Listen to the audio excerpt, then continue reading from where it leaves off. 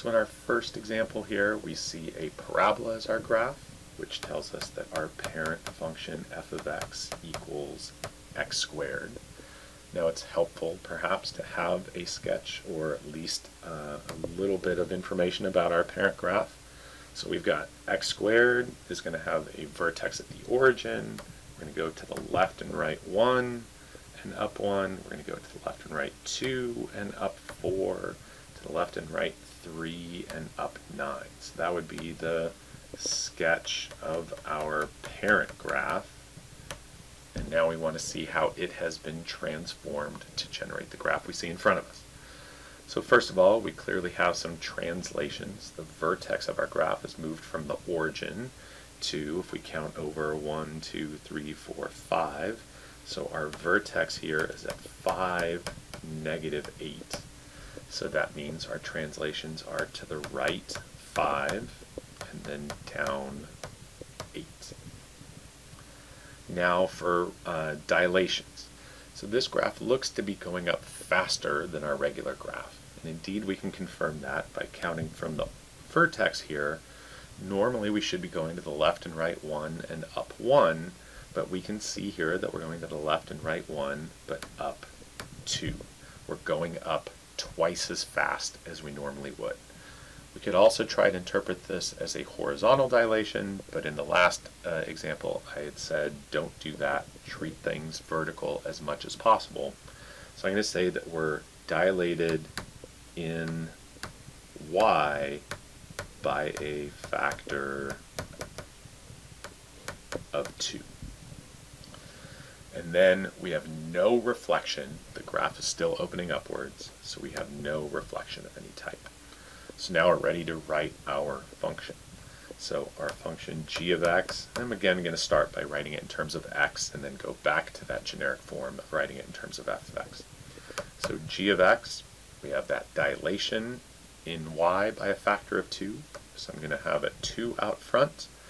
We've got x normally would be just x squared, but because we have the horizontal translation to the right 5, opposite of the positive negative sign that we would expect, so that's going to be minus 5, and then we've got that squared, and then we need that vertical translation of down 8 units, so we're going to have a minus 8 at the back end. For writing the function in terms of f of x, so again this is as if we knew what the transformations were but we didn't know what the original function was, so then we'd have g of x equals, everything's going to be the same, we're going to have that 2, but now instead of x squared, or the parentheses squared, I'm going to have f of x, but because we have the translation to the right 5 units, it's going to be f of x minus 5, and then separate from that is the minus 8. Our last example, hopefully we recognize that as that being half of a sideways parabola, which means our parent function is going to be the square root of x. And normally, again, always good to have the sketch of the parent graph. We'd start at the origin, we'd go over 1 and up 1, over 4 to the right and up 2, over 9 to the right and up 3. So this would be our parent graph. So now I want to see all the ways that our graph has been changed. So first of all, focus in on that starting point of the graph to see what translations have taken place. We can clearly see that we've moved off of the origin. So we've gone to the right 1 unit and we've gone up 3. So there's our translations. For dilations, we can see that we're clearly not going to we've got a reorientation of the graph. So it might be worth it to hold off on the dilations and deal with the reflections first. So our graph, instead of going up and to the right, is going down and to the left. So we can imagine to end up going down, we're going to have a reflection across the x-axis.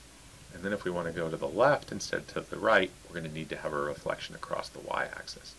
So we actually have 2 separate dilations, or reflections. So we're reflected across both the x and y axes. So we need to list both of those. And so then from there, we want to understand what our dilation is.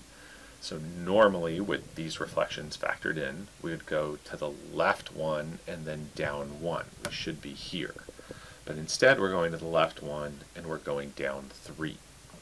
We should be going to the left 4, 1, 2, 3, 4, and then only down 2. But now we're going to the left 4 and we're going down 6. So all of our downs, all of our vertical movements have been tripled. And so that tells us that we have a dilation in y by a factor, excuse me, of 3. So we've got our translations identified, right 1 and up 3. We've got our dilation by a factor of 3 in the vertical direction. And then we also have both of these reflections. So let's start off writing the function in terms of x. So we're going to have g of x is equal to, so now we've got to have the reflection across the x-axis. We have a negative on the outside. We have a dilation of 3. We're going to need the square root of. Now here's where things get a little bit tricky. The order of the transformations is it's going to be the translation first, reflection second.